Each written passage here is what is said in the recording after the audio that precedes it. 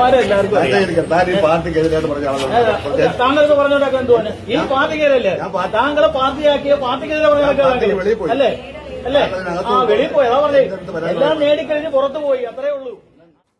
കേരളത്തിലെ CPM-നെ സംബന്ധിച്ച് ഐക്യജനാധിപത്യ മുന്നണി 102 സീറ്റുകളുമായി അധികാരത്തിൽ വന്നതല്ല പ്രധാനപ്പെട്ട പ്രശ്നം.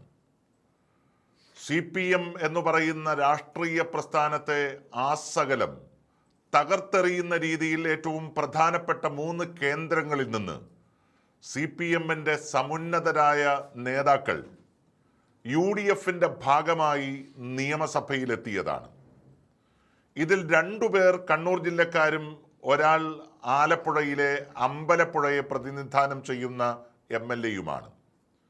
ഇന്ന് G. സുധാകരൻ എന്ന മുൻ മന്ത്രിയെയും CPM-ന്റെ താത്വിക ആചാര്യൻ കൂടിയായിട്ടുള്ള MLA-യെ CPM-ന്റെ പ്രാദേശിക നേതാക്കന്മാർ ആക്രമിക്കാൻ വേണ്ടി മുന്നോട്ട് വന്ന കാഴ്ച കേരളം വളരെ കൗതുകത്തോടുകൂടി ചർച്ച ചെയ്യുകയാണ്.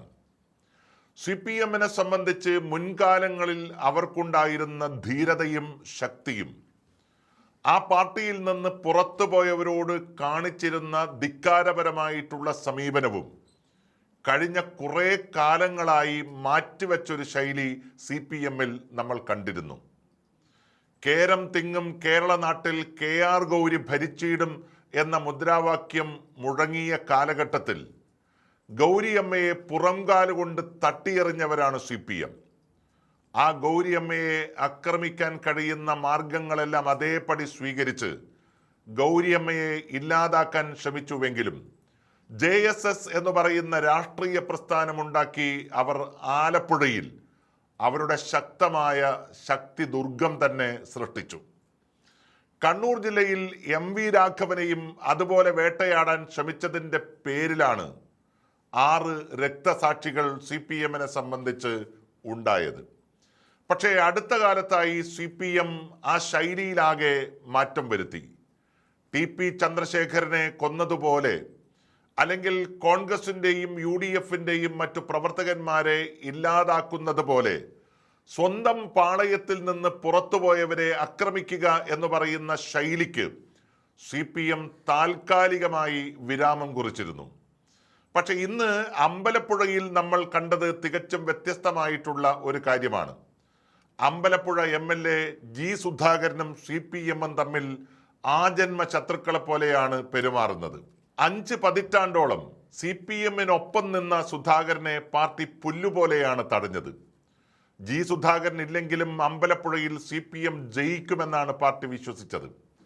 എന്നാൽ UDF പിന്തുണയോടെ തെരഞ്ഞെടുപ്പ് ഗോതയിലിറങ്ങിയ സുധാകരൻ CPM-നെ മലർത്തിയടിച്ചു. ഈ ദേഷ്യം ആലപ്പുഴയിലെ CPM നേതാക്കൾക്ക് ഇപ്പോഴുമുണ്ട് എന്നുള്ളതാണ് സൂചിപ്പിക്കുന്നത്. അമ്പലപ്പുഴ നീർക്കുന്നം ഭാഗത്ത് നിന്ന് അനധികൃത മണ്ണ് കടത്തലെന്ന ആക്ഷേപം അന്വേഷിക്കാനെത്തിയ G. സുധാകരനെ CPM പ്രവർത്തകർ തടഞ്ഞു. UDF നേതാക്കളടക്കം ഇടപെട്ടാണ് G. സുധാകരനെ അവിടെ നിന്നും രക്ഷപ്പെടുത്തിയത്. CPM പ്രവർത്തകരുമായി ഏറെ നേരം വാക്കേറ്റം നടത്തിയ സുധാകരനെ പോലീസാണ് ആദ്യം സംരക്ഷിച്ചത്. പാർട്ടിയിൽ നിന്നെല്ലാം നേടിയെന്നും മന്ത്രിയായെന്നുമായിരുന്നു CPM പ്രവർത്തകന്റെ ആരോപണം. എല്ലാം നേടിയെന്നും തന്നെ ജനങ്ങളാണ് വിജയിപ്പിച്ചതെന്നും സുധാകരൻ തിരിച്ചടിച്ചു. ഇതോടെയാണ് രംഗം വഷളായത്. കോൺഗ്രസ് പ്രവർത്തകർ അടക്കം സുധാകരന് ചുറ്റും നിന്നതോടെ CPM നേതാക്കൾ പിന്മാറി. G. സുധാകരനും പാർട്ടി നേതൃത്വവും തമ്മിലുള്ള അകൽച്ച പെട്ടെന്നുണ്ടായ ഒന്നല്ല.